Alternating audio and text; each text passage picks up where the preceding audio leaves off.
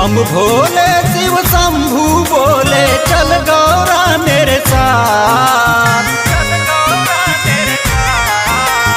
बम भोले शिव शंभू बोले चल गौरा मेरे साथ। आसन वहीं लगाएंगे है जहाँ बैजू का गाँव। भक्त का प्यार न रूठे उनका विश्वास न टूटे। भक्त का प्यार न रूठे उनका विश्वास न टूटे।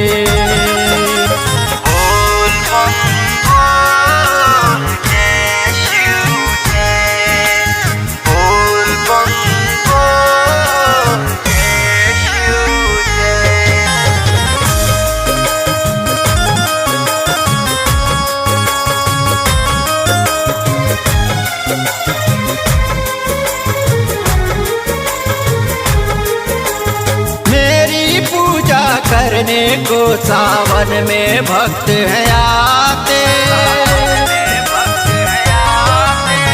मेरी पूजा करने को सावन में भक्त हैं आते।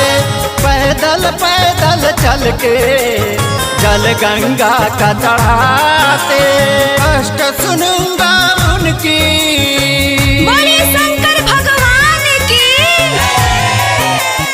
कष्ट सुनूंगा उनकी हर लूंगा सारा विकार। भक्त का प्यार न रूठे उनका विश्वास न टूटे। भक्त का प्यार न रूठे उनका विश्वास न टूटे।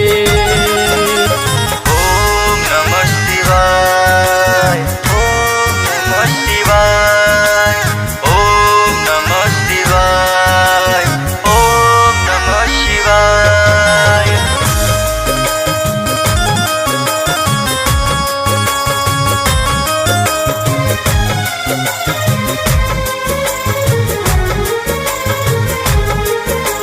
मेरी दर्शन पाने को कितना है कष्ट उठाते।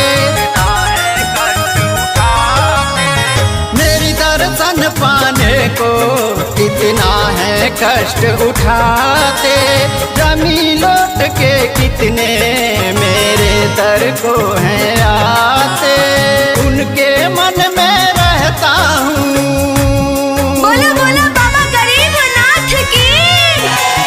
उनके मन में रहता हूँ करता हूँ हृदय में बात।